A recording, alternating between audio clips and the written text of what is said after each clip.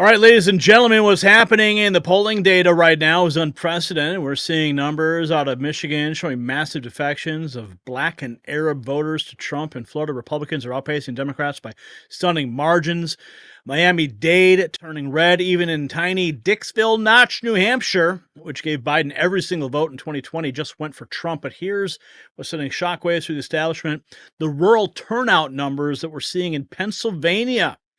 So while we're watching these shocking poll numbers come in, let me tell you about another American legend who's making waves. I'm talking about Chuck Norris.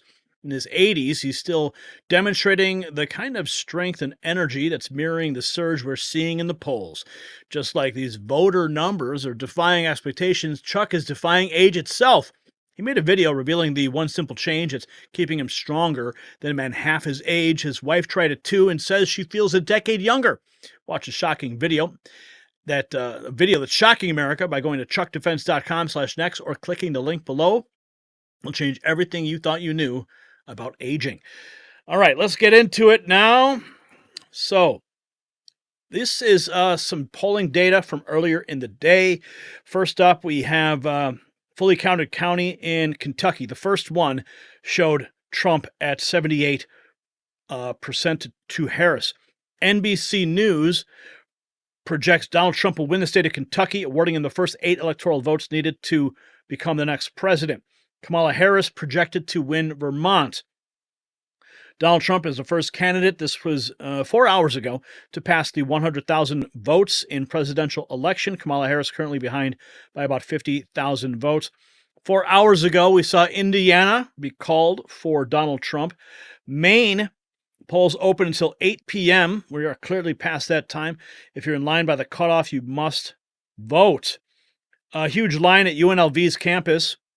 This is full of college students, young patriots, want their country back. Trump will give it to them.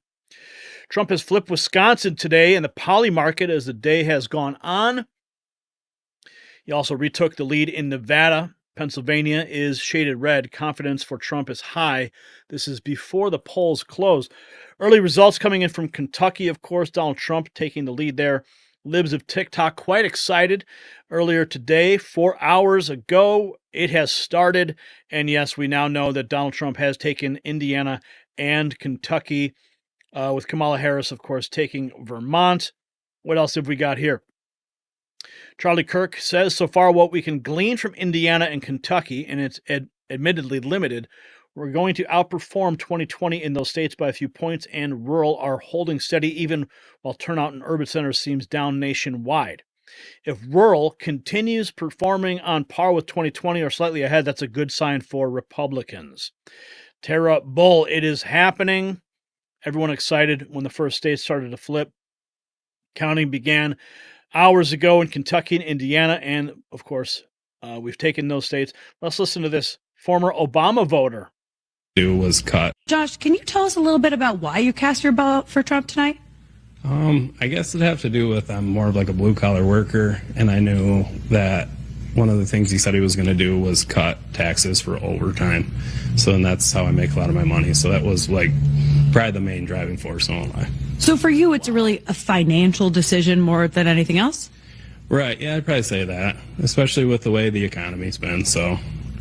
Did you vote for Trump in the past in 2016 and 2020? I didn't.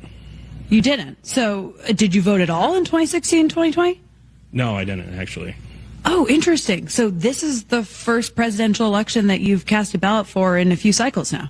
Yeah, I think Obama was the last person I voted for. I won't lie. Josh, can you tell us a little bit about why you cast your vote for Trump tonight? I guess it'd have to do with I'm more of like a blue collar worker, and I knew that one of the things he said he was going to do. I just got a note from Mancow Mueller. He says, according to the New York Times, the final count will be, this is the New York Times, 301 electoral votes for Trump, 237 for Harris, and predicting he will win the popular vote. New York Times. This is moments ago. This is according to Mancow Mueller. He's been texting me all night, and his feed, his X feed is on fire. So let's continue taking a look here. Maybe we'll just hop over to the Mancow Mueller feed and see what Mancow is saying on his feed. Okay, 24 minutes ago, he says the Senate has flipped. Cruz wins big. Kamala, even she wins, is now neutered, winning Iowa by 14 points.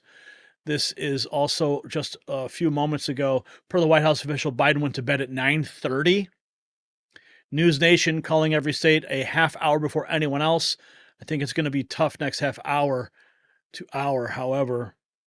And the next is Georgia. Let's take a look. He said the New York Times. Let's see what they're saying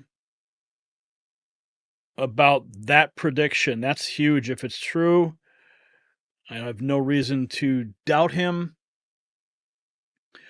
Okay, without jeopardy, there's no transformation. No, this is actually, I'm searching his account. Let's check New York Times. The latest from the Times. New York Times is now predicting Trump will win the popular vote. Brian, you can go there. Thank you. This is historic popular vote estimate by 0.3 points.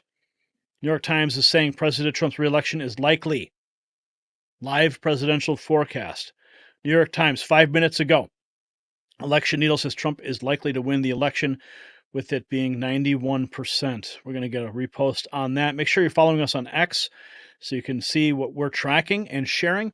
New York Times has moved the race from lean Trump to likely Trump.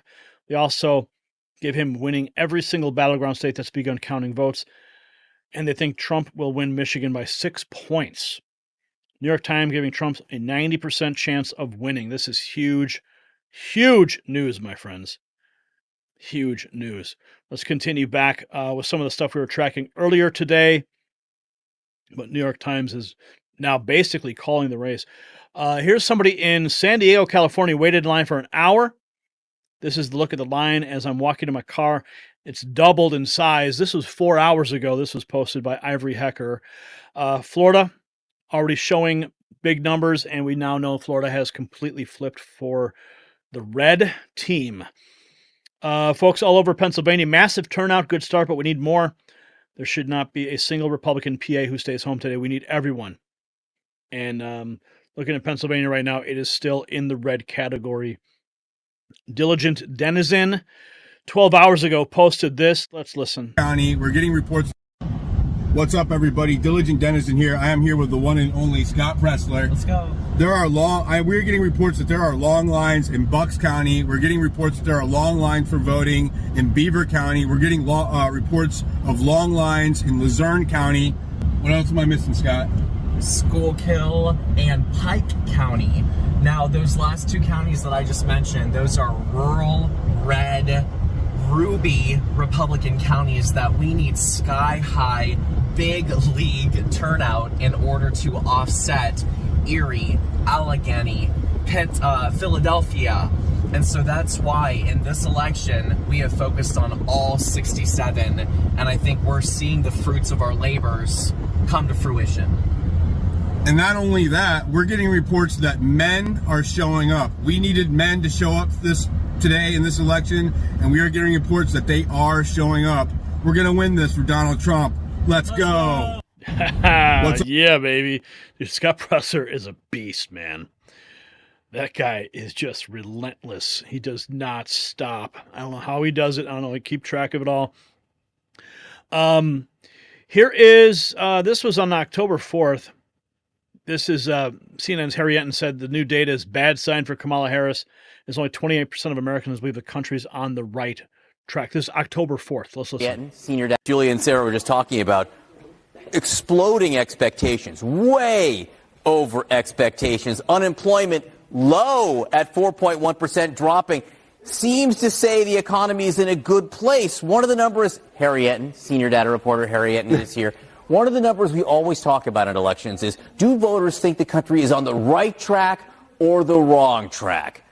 What do the polls show? Yeah, if we look at whether voters believe we're on the right track or the wrong track, I think that this sort of gets at a problem for Kamala Harris's campaign. Just 28% of Americans think the U.S. is on the right track. And I want you to put that in a perspective, right? When does the average, when the incumbent party loses the election, look at that. It's just 25%. That looks a heck of a lot like that 28%, right, that currently think the country is on the right track. When the White House party wins, i.e. Kamala Harris's party, the Democrats, 42% on average think that the country is on the right track. This 25% looks a lot more like this 28%. It doesn't look anything like this 42%. This, to me, is a bad sign for Kamala Harris's campaign. The bottom line is it looks a lot more like a loser than it does like a winner when it comes to the country being on the right track. Can an incumbent party win with numbers like this? Yeah, so if we look historically speaking, right, and we say, okay, say the U.S. is on the right track, the incumbent party, when they win.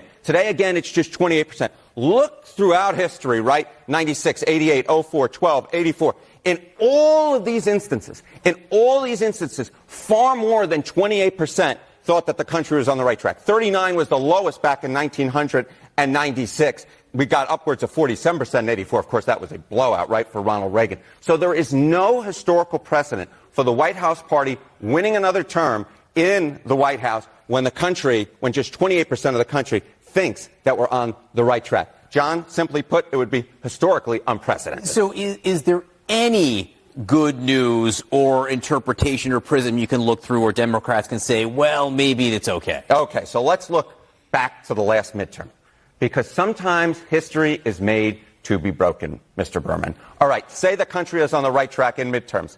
Democrats had a good midterm despite this. The old low for the country saying that we were on the right track was 27% back in 1994. Of course, that was a blowout, right? The Republicans romped over the Democrats and Bill Clinton.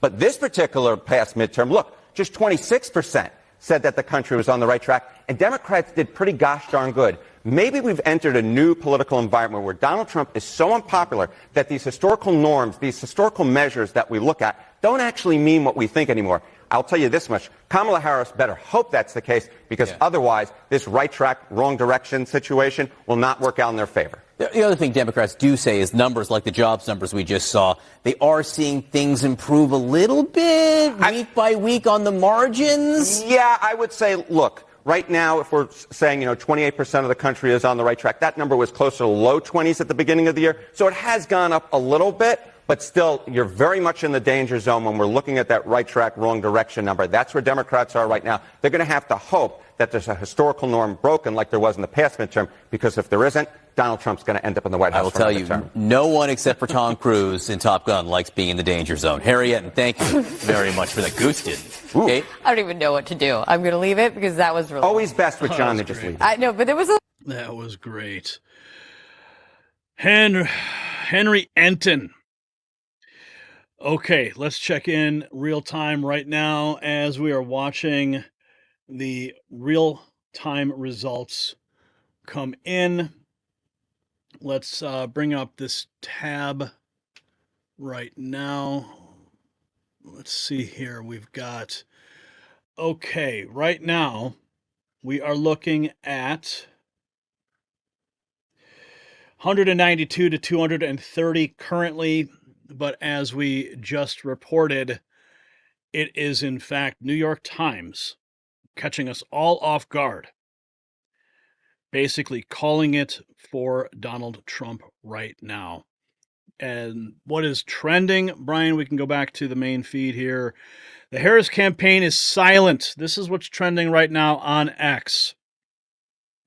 The Harris campaign is silent. What does that mean? Silence falls on the Harris campaign.